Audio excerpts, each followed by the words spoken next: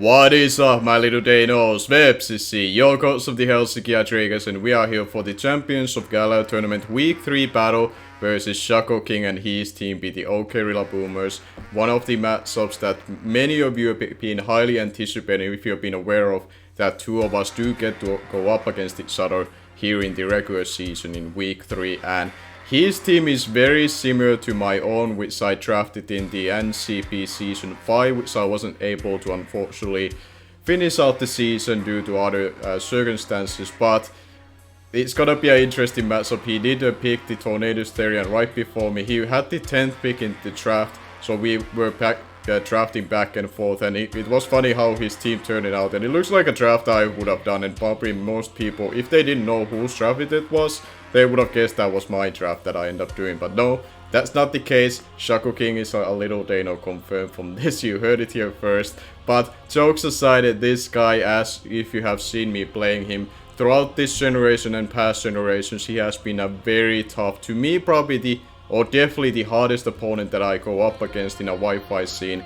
consistently wise. And throughout the generation 8, it's been actually a little rough for me. It's been definitely a learning experience, and I haven't been able to reach that top of the Mount Everest as like a symbolizing what it comes to when you go up against a guy like him. And he's widely regarded as the best player right now in a Wi-Fi scene in Generation 8, considering who are still playing, and I definitely agree with that statement. So it's gonna be a tough battle for us. Now I'm gonna be going through very briefly my team of 6 that I'm bringing, which is a little bit more offensive than probably people would expect it to, but I want to try out something different for week 3, because we are in a good start in 2-0 starting off this season, and he's also 2-0. We are one of the last 3 teams undefeated. The other one is Aquarius, that is also still undefeated going to week 3. So there's something in stake of potentially having the number 1 seed, but otherwise I think this result is more so for me potentially mentally important, that if I can finally overcome and beat my opponent being Shaco King,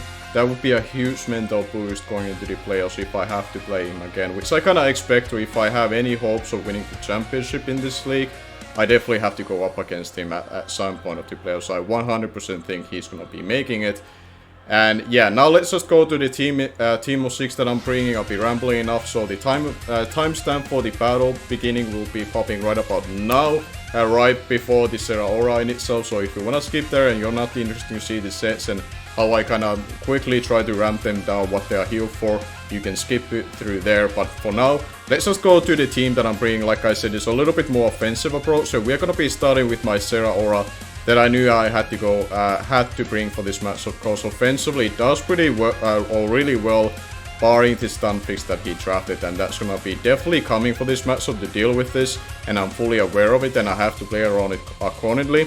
And there were plenty of Serra Aura sets that I could have run for this matchup, but I opted, because I'm running a little bit offensive team. We are going 4 attacks with Plasma Fist, Player of Knockoff and Close Combat as the best possible coverage, besides our staff, and we are still even running Choice Scar regardless of the fact that he has Stun Fist. The reason for this is that I wanted to have a proper speed control with my offensive team, and I have a very big hunch that either Miensa or Hydreigon would be Scar for this matchup particularly, so he has something to outpace the Serra Aura as well. So I want to have the speed control throughout this matchup through my Serra Aura 100%, even versus his Scar first. So that's gonna be my Serra Aura.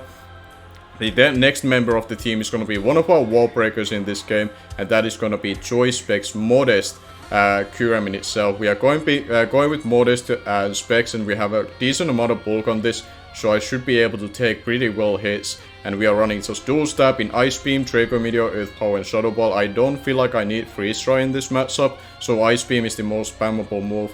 Earth Power and Shadow Ball are the coverage moves that I would expect otherwise to click the most, and Draco Meteor is just their huge nuke if I really need to finish something off that isn't like Metacross or Clefable if they are in range of it. So this is gonna be the main thing that can capitalize on this Stunfisk, but I have to be aware of if this Stunfisk is carrying Thunder Wave. I've seen him doing that versus a Kyurem team in NCP Season 5. I kinda went back and looked his run over there, and he ran on his Thunderfist back there versus a Kyurem Thunder Wave set that could punish on the switching. So I have to keep that in mind when I go into this game, that if I have to swap into Stunfist, don't immediately go into Kyurem, because it might be trying to Thunder Wave me on a switching, so I have to keep that in mind as we go along. And then the next member of our team is going to be one of our other wall breakers, and that is going to be Life Orb, Shield Force Nidoking. Not this time around Sugarberry like first 2 weeks. Now we are going full power with this guy. And we are, I believe, a rash nature, lowering our special defense. So therefore we can take a hit in a pinch from Mienshao a little bit better. Because Mienshao actually is a little troublesome to me if the Togekiss gets worn down. So it would be nice to be able to live easier with my Nidoking itself. I debated to have potentially Earthquake over Earth Power, but I opted to go with Earth Power so I don't take that Life Orb recall.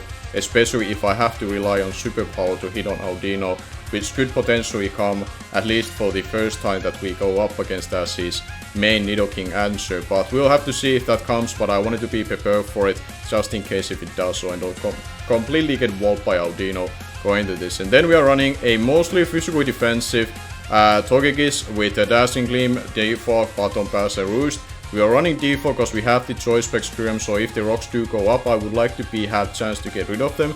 And we are running Heavy Duty Boots on it and Super Luck because again, we are not running any shenanigans moves this time around on Togekiss like last time. So we are just running this. It's basically the similar set as versus Dr. Slacking, except now I have Defog on this set, unlike I had the previous time, I believe, versus Dr. Slacking. But otherwise very similar.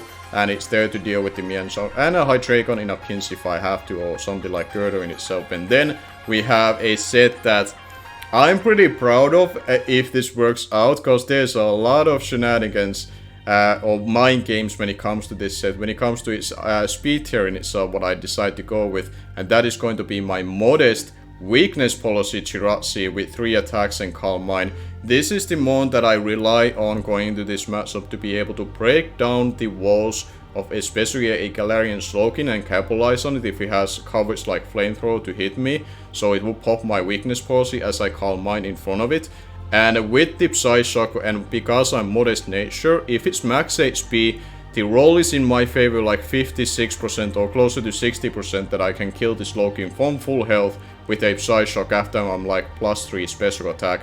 If I'm further like than that, then it's a guaranteed kill on this Slowking unless he has a lot more bulk on the physical side. So ideally this thing can get rid of one of his main core members of his defensive backbone, that it would be troublesome for my Nidoking or my Kyurem itself, because it could be either Assault Vest or a Sugarberry versus me. So I want to have this thing to be able to break through that thing, so later on I don't have to deal with it my other offensive members of the team. It's a little risky. I could have made it easily like a special defensive, a Wish Passer, like I run Chiratsi most like first 2 weeks, especially defensive, either with the leftovers or Assault Vest. But this time around I wanted to go offensive approach, so Chiratsi hopefully will work as an early game breaker for us and open the door for my other offensive members later on. And then it's going to be, again, most likely my lead, Seismitoad, but this time around it's not gonna be for Stealth Rocks lead. We are running 4 attacks because we are Assault Vest Seismitoad with Adamant Nature, because this thing,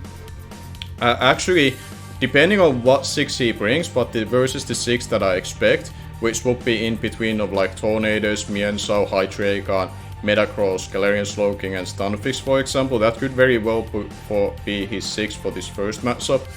This Seismitoad actually does pretty good work early game, and with the Assault Vest I can take the hits from Tornadoes and Hydreigon pretty well. Tornadoes I have to watch out for Grass Knot, but as long as it's not Specs I can live it. And then I can fire off a big Ice Punch or Go Fuck Knockoff or whichever, and this is pretty decent versus the Metagross as well. I do have the Assault Vest just in case if that thing also has Grass Knot, so I can take it from the special side easier that way. And in the combination of Knockoff and Earthquake I have a very good chance, if not guaranteed chance, to kill a max HP Metagross. So it's a pretty cool lead mon. It might be predictable that I lead with this mon, because he has seen by now that I have led it twice throughout this season in first 2 weeks, and now it will be the 3rd one. But I really like this as my early game mon, and then I can proceed from there and hopefully position my Chiratsi properly and then utilize it to break stuff, and then I let the rest of my team handle whatever he has left. That's kind of the mindset that I'm going to this matchup. I really hope this works. If it doesn't, then so be it. I'm gonna use this game as either mental boost if I win this. If I lose, this is another learning experience, especially which can be valuable if and I would expect when we play in playoffs. I want to bank on myself that I make it, and I definitely think Shaco King will make to the players for 100% fact. I would think, or certain. So that's gonna be the team that I'm gonna be bringing for the week 3 battle, and now let's go and see how it's gonna be turning out. Alright, here we are with the battle with Shaco King. We shared our 6 that what we are gonna be bringing, cause he utilizes a layout that shows all 6 mons from each side. Let me know in the comment section below if you would like to see that from my end. I could ask my friend SlackOut potentially to be changing that and maybe find a room in the layout in itself, but let me know in the comment section if you prefer that, usually if you're watching traffic videos. But now let's just jump into this. He's going to be bringing Tornadoes, Clefable, Hydreigon, Metacross, Galarian Slowking and Stunfisk. I think I will be still sticking with the lead that I had going into this, which is gonna be my Seismito with Assault Vest, because it matches up well versus everything barring potentially a Clefable that I can still knock off. To kind of scout its item, because it could definitely be a Kebia Berry for my Nidoking, or potentially leftovers, which also would be nice to be able to get rid of. But I think this would be the lead that how I want to go up against. I'll just give a second look and let have a chance to a little bit of think of this. Like if he leads with the Clefable, I probably would be better off to knock off first and maybe get an opportunity to get my Jirachi in when it's not attacking. Like if I force him to softball, then I can go into Jirachi, go for Calm Mind, force him out, and hopefully he goes into Galarian Slowking, and then I can do my work with the Jirachi. So I think that's probably how I would play around the Clefable lead. But otherwise I should be good to go. But good luck and have fun to Shaco King. We did say this in Discord as well, but for the sake of it saying in the video in itself, I really hope this is gonna be exciting, nerve-wracking, and something that both me and Shaco King will be etching our seats, sitting and be having to concentrate on, and hopefully all of you watching this are going to be not disappointed by the showcase. He's gonna be leading with the Tornadoes, which will mean that I want to Ice Punch immediately. He should not be able to OHKO me, barring him being choice specs, which I don't think he would be. So I'm gonna be going for the Ice Punch. Hopefully he thinks I'm a rocker lead. He does go for the Crash Knot. I should be able to live this, and we do live it. He doesn't look to be like expert belt on anything, and we get good damage off on him, and that looks to be a 2-hit KO to me, which I'm kinda liking. I could preserve this, which would be really nice, and maybe go into my Jirachi turn 2. I think that's what I would like to do, because this would be really good to keep. But then again, he could be U-turning here. I'll go for the Ice Punch. I don't want the Stunfisk to come in and get potentially a Stealth Rocks up. I want to prevent that scenario, because he could easily go for a U-turn if he has it. And if that roll, like we were able to live above 50% and he's below 50% himself. So if the rolls go similar way, we are able to get rid of Tornadoes there, which I definitely will take.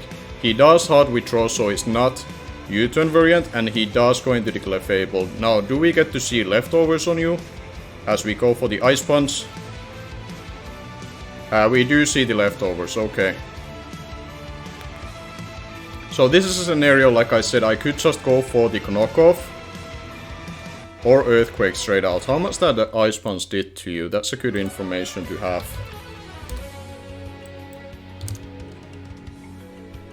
That looks to be special defensive, what I can tell, which is good to know. So Earthquake could be able to 2-shot you from here. So I kinda wanna go for the Earthquake, potentially force him to softball. He does withdraw. And goes back to the Tornadoes. Okay, so he's trying to regain his health that way, okay. So now what I will do is that I probably have to go into the Jirachi and effectively get it working. So I go into my Jirachi here. Hopefully he doesn't knock off immediately. But we are gonna preserve this just in case. Hopefully he won't ruin this Jirachi plan that I have. He might just go for the Crash Knot still and play it safe. He does go for the knockoff. Don't do too much. It doesn't do too much. Okay. So we're gonna be at +2 at this point, which is pretty good. How much your heat wave would be doing?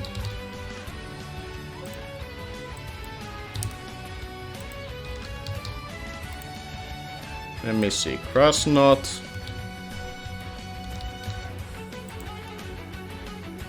He did to my seismitoad.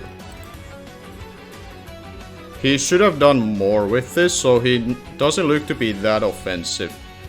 So with that information, my Chiratsi should be able to live that, and we are at +2.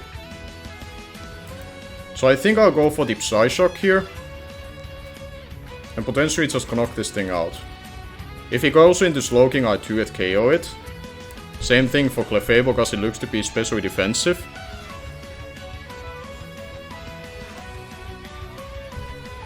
This is clearly not the way I wanted to utilize this, but hopefully we can still snatch a kill, because this Tornadus is... I knew going into this Tornadus, it's always one of the most annoying monsters to face. He does go for the knockoff again, this should be able to knock you out. He does crit me. Unfortunate, because that leaves me in a range of other guys to be able to knock me out. But this should be able to take care of the Tornadoes, as it does. So we do take care of that, but... now I do have to somehow get around with the Galarian Slowking otherwise. He's probably forced to go into his Hydreigon. I will probably try to preserve this. And go from there.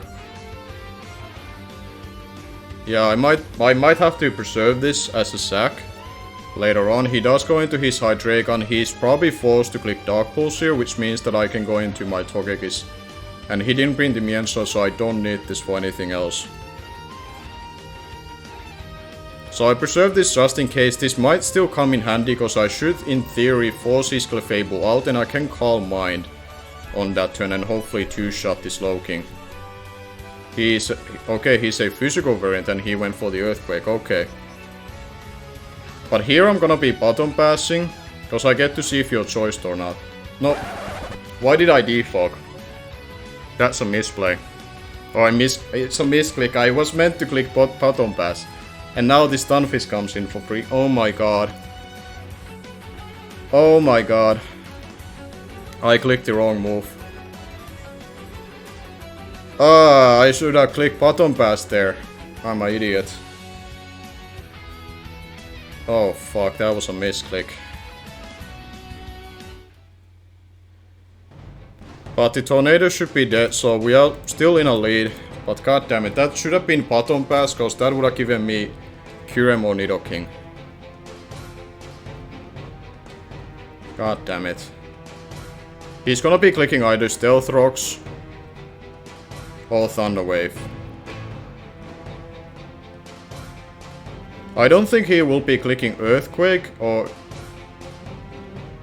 I don't think he will be clicking Ground Move here, so I will go into this to cover a Thunder Wave play. He does go for the Toxic, this is perfect. This is perfect. Okay. So now I'm in a position that I can Earth Power here. I could also go for the Ice Beam, because it should be able to hit the Hydreigon on a switch, and potentially a Air Balloon Metacross. I kinda wanna Ice Beam here. I'm going to Ice Beam. I think he should swapping into an Air Balloon user. He stays in. Is he Shock Up Area on this? He's going for Earth Power. That's really bad. That's really bad. Okay, well, but we still live. That's a crazy play that he stayed in like that. But I'll Ice Beam again. Because I do have my Zeraora still as a winning condition, and this thing still being weakened like this and knowing the Clefable is especially defensive is good for me, but god damn it, that defog play, why do I do that to myself, that I misclick like that? He does withdraw. He does go into the Slowking, god damn it if I Earth Powered here, but let's see what kind of damage I do to you. Are you Spadef? Like Spadef Assault Vest, or is this... Or is this a...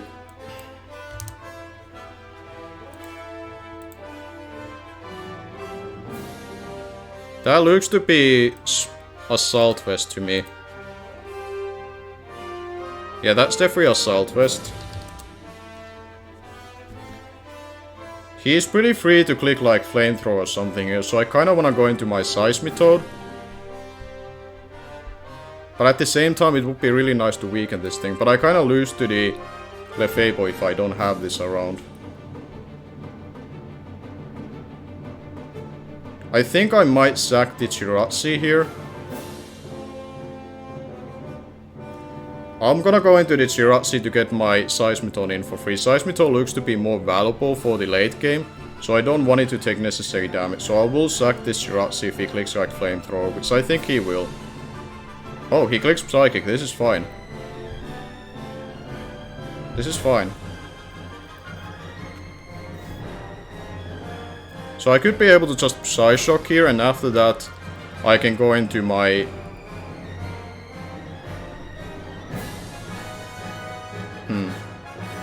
Because he could also go into Hydra, so I kinda want to Moonblast. But I feel like he would stay in. I feel like he stays in. I've been predicting heavily. Yeah, he does stay in. So I get some good damage on this. This is not how I wanted this to go. But that leaves him in a good amount of range. As he goes for the Focus Blast. That's a... Okay. He relied on Focus Blast, but... We do manage to weaken this thing down, so now I have to capitalize on this. And be able to claim a kill. Earth Power should be able to do a lot to you. I can also go into Nidoking, because I think with a Assault Vest even... Yeah, I still would pop you off here. I could also go into my Zeraora and make a double into my Kyurem, but I don't think that's something I wanna do. So part of me just wants to go into my Kyurem to Ice Beam. Because that should do a lot to you. I can actually Shadow Ball here as well. Let's see, what do I click here? I wanna see your health again. You're at 2530. What do I need to click here to kill you back? I think I would have to click Earth Power. But I think I wanna click Ice Beam, because that covers a Hydreigon switch and I do a lot more to Clefable. So I'm gonna click Ice Beam. This should do a lot to you. Who do you go into? Clefable. This should do a lot to you, even if you're specially defensive. Because I'm Modest Choice specs. Yeah, that did a shitload to you.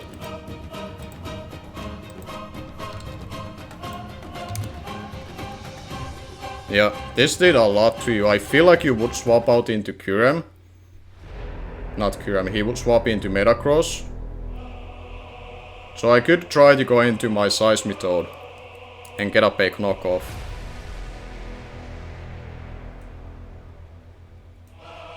But at the same time, this would be really good damage. How much the Metagross is taking from me? I have to keep the timer in mind, but I just wanna see this. I would do like 36%. I think I wanna make the double into Seismitoad, because I do think he goes into Metagross here. I am faster, so I should be always swapping out. I think he doubles here. Oh, he Moonblast. Okay. Okay. That's surprising.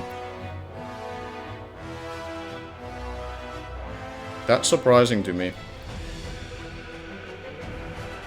I'll just Earthquake and try to finish this Clefable off. I'm surprised he was willing to give that. He might be airborne on the Metagross then. He might be airborne on that. But I'm gonna put Assault Vest on you. We should be able to knock you out, I think. Yeah, we do knock out the Clefable, so that's good for us. The Slowking I will put here that it's especially defensive for the most part, what I can tell. But that's really good the Clefable is out, because now the Nidoking being weakened is a little unfortunate. But now I don't have to regret that earlier play as much from there. But we have seen the Hydreigon was Earthquake. We haven't seen anything from Metagross. We saw Psychic and Focus Blast.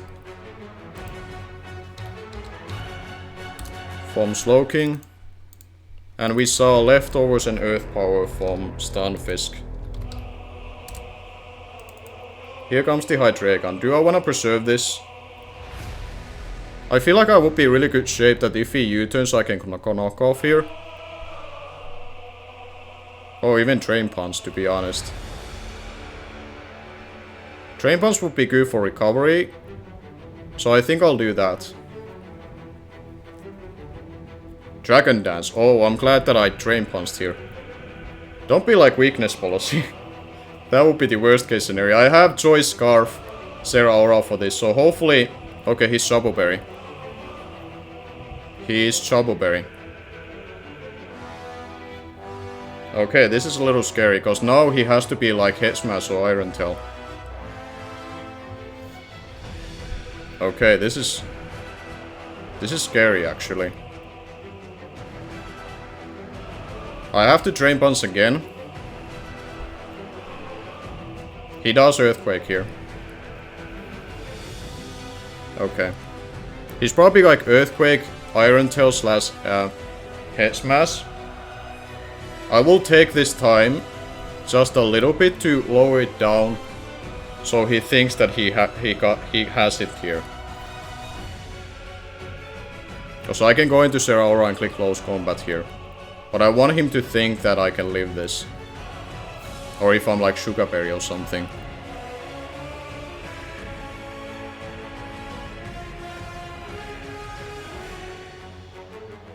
Okay, that's enough. I don't want to burn too much, but I want to potentially make him think that I don't have answer to this. So we'll close combat here. No misclicking now. Just close combat. This should do decent chunk to the Stunfisk as well.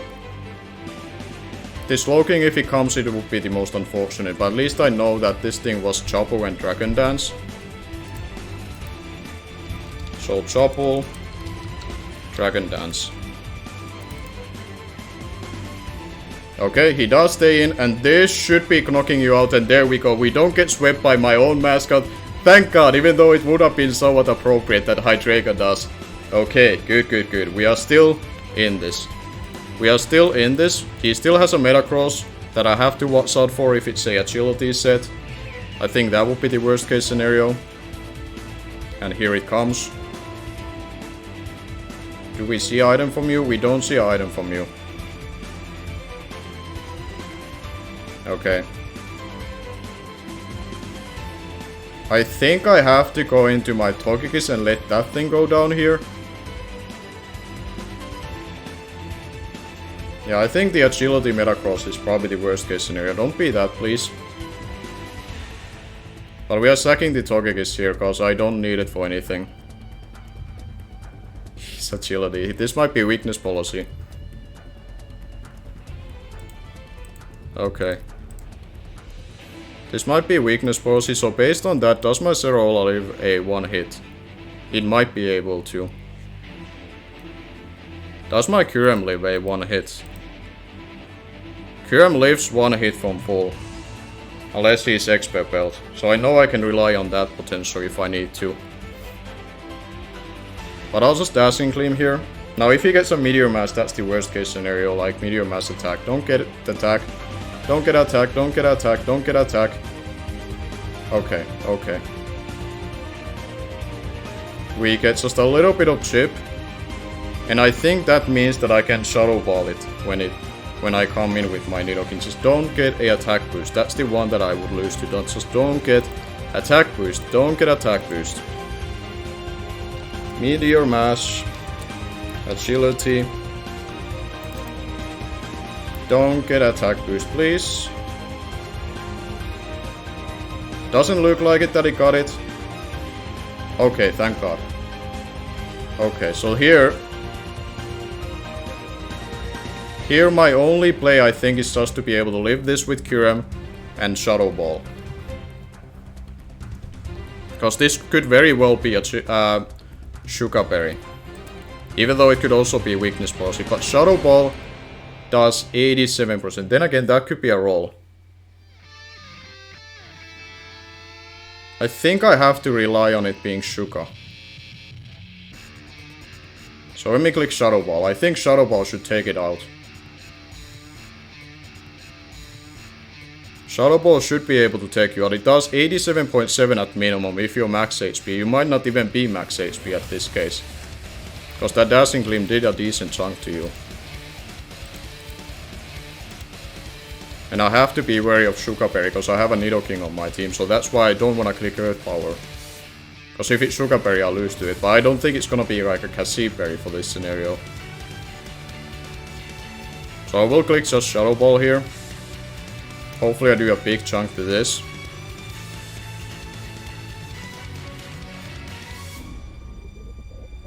He does go for the Meteor Mass. We leave it at 7 HP. Please take it out. That was a crit. That was a crit that it did that much. Please take it out. Please take it out. Please take it out. Please take it out. Thank you, Kiren. Thank you. Okay, we are able to prevent that, but now this Slowking and Stunfisk are still left. Okay. Okay. And the Slowking might have to take too big of a damage here because we live that hit. He goes into the Stunfisk.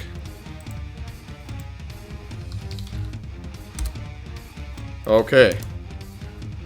He goes into the Stunfisk. How much do you take from this? You should take way too much from Shadow Ball in order to live this. Plus I have Zeraora in the back to finish out the... I think... Unless I'm missing really something, I think I can pull this win off. Like, Jesus Christ, this... Okay, I'm getting a little bit ahead of myself, but like, things aren't looking too bad. Because I think that Slowking should be Assault Vest. This thing is already weakened. Shadow Ball should do enough to the point that Knockoff should be able to take care of the Slowking, if not 1 then 2. And I don't think he can swap into this Slowking, because it should not be able to gain all this health in itself. Okay. Thank God I made my Zeraora choice card. I could have lost this game, and thank God for the Kyurem being so bulky. Jesus. Okay, now Kyurem, please. This, I don't think this kills, but it does. If it did, it would be really nice. Okay, he just Earth Powers here. Fair enough.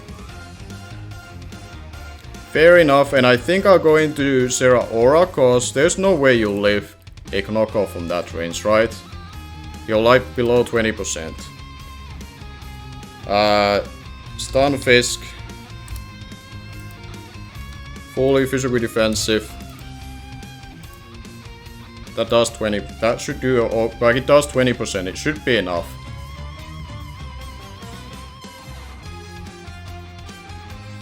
I don't think the one differential makes a difference. I'll give, if this gives up a differential, so be it. But I don't.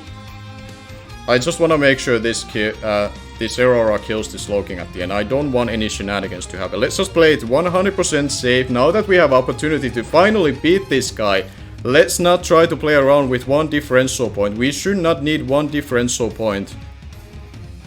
Hopefully, by the end of the season. This could be a differential throw, but I want to 100% make sure I win this.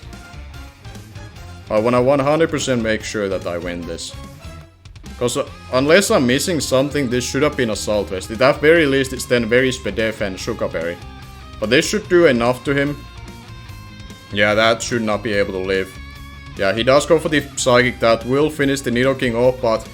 Thank you, Nidoking. You finished off the Stunfisk. You put this Galarian Slowking to the point that finally, which seems like a forever since the NPO Season 9 Week 1 battle and Ian World Trophy, I think it was Week 2, all the way from Generation 7. Finally! Holy crap, as long as I'm not misclicking, just click knockoff and win this game. Oh my god, we can finally beat the best player in the Wi-Fi scene, Shaco. Great game to him, holy crap. Obviously, I don't think this is his best team. I think we are gonna be seeing the best possible Shaco in playoffs if and hopefully when we get to play him. But I'm really happy that I won this. I don't think I played it like the Tokekis. Why did I click defog? I need to make sure that whenever I put my moves, have the second most important move at the second spot. I had defog there. And then Button Pass, I should move those around. But whatever, we finally won Shaco. Holy crap, we are still 3-0 in the Galarian or Champions of Galar tournament, and we are gonna be at 3-0 and +8. But great game to Shaco King. Make sure to check him out. His YouTube channel will be down below in the description, just like all the coaches in the league. If you want to learn to be better at Pokemon, regardless how long you've been playing Draft League format, make sure to check this guy out. He's the one that I look up to right now as the main rival that I try to reach towards to get into his level. And in the past he has been able to beat me more often than not. So I think it's very fair to say, regardless of this result, he is still the best player out there. And I still have work to do to get there, but I'm really happy. This is a huge Rillaboom out of my bag of Generation 8 that I'm finally able to beat him. So that I'm really satisfied. Even though I don't think I played it perfectly, I'm just really satisfied that finally things fall into place and I had a good enough prep in order to pull this one off. But until week 4, thank you all for watching, and I'm gonna be see you guys later.